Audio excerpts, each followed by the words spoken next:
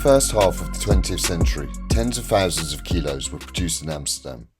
During the First World War, it was exported to soldiers on both sides of the front, with full approval of the Dutch government. Nowadays it's hard to imagine, but over a century ago, Holland was one of the world's biggest producers of cocaine.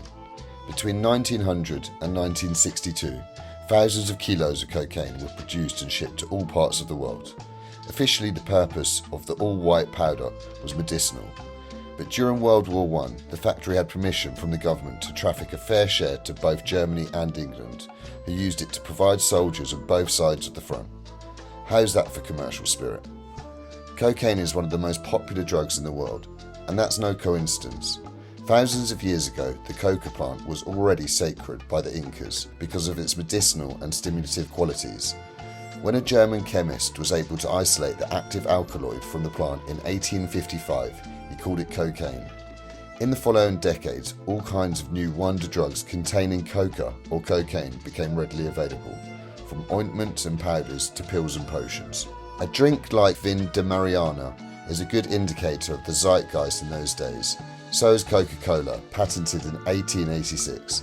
Among other ingredients, this 19th century energy drink contained a coca leaves extract. Another telling example of the coca craze of the late 1800s was Sigmund Freud, who saw cocaine as the ultimate miracle drug.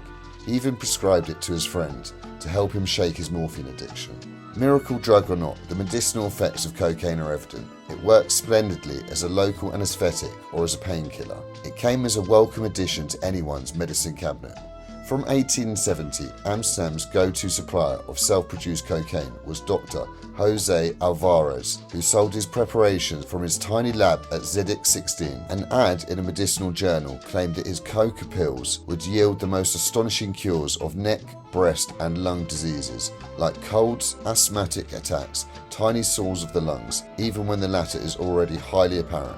You could also get coca or cocaine products without a recipe, carrying names like Vin de Coca de Peru or Professor Dr. Samson's coca preparations at any pharmacy, drugstore or grocer. And although it was becoming quite clear that cocaine and opium could be very addictive, doctors had no problem prescribing them. Opium or cocaine addictions weren't seen as a social issue. Alcoholism was. In Amsterdam, public drunkenness was punished with a fine of 10 guilders. Whether a substance is taboo or not changes over time. The coca leaves used for the European cocaine were initially imported from Bolivia or Peru. Especially the Peruvian kind was massively consumed. It came in through the port of Hamburg. Holland wouldn't be Holland if it didn't smell money in the coca trade.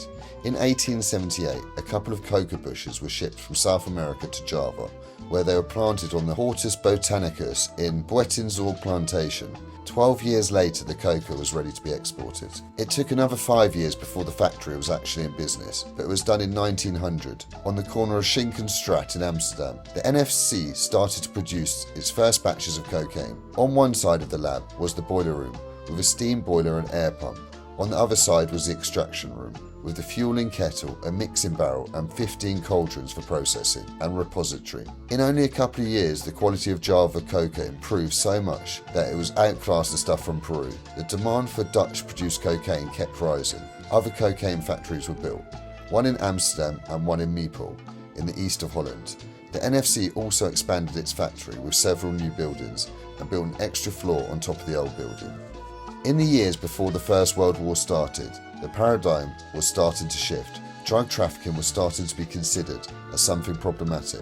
During the International Opium Conference in The Hague in 1911, an agreement was reached, instigated by the United States, to start regulating the trade and production of cocaine internationally.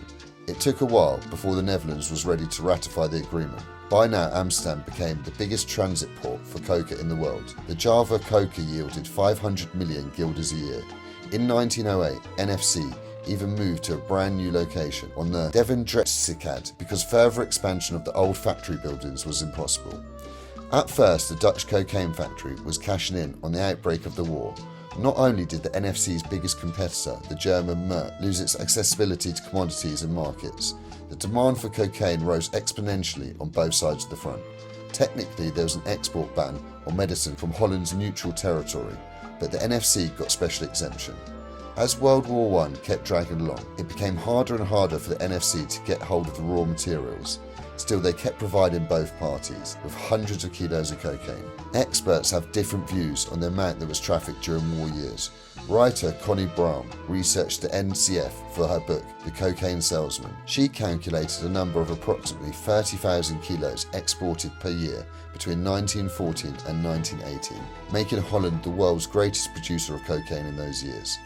After the war, the production of the Duivendrechtcyclades continued, but the Opium Act of 1919 determined that cocaine was only allowed to be produced by companies with a permit.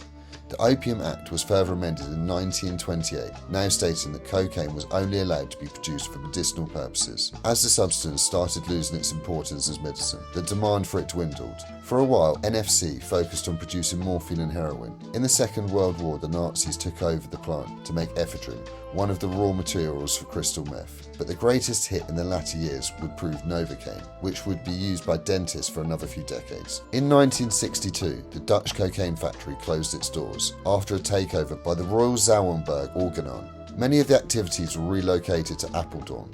In 1972, the Stock Corporation, which no longer had the core task of fabricating chemical products, mainly cocainum, hydrochlorium and byproducts and sales thereof, ceased to exist. In 1975, the name was changed from NFC Holdings Incorporated, with AkzoNobel as its parent enterprise. Cocaine had gotten such a bad name it couldn't be part of the factory's title anymore.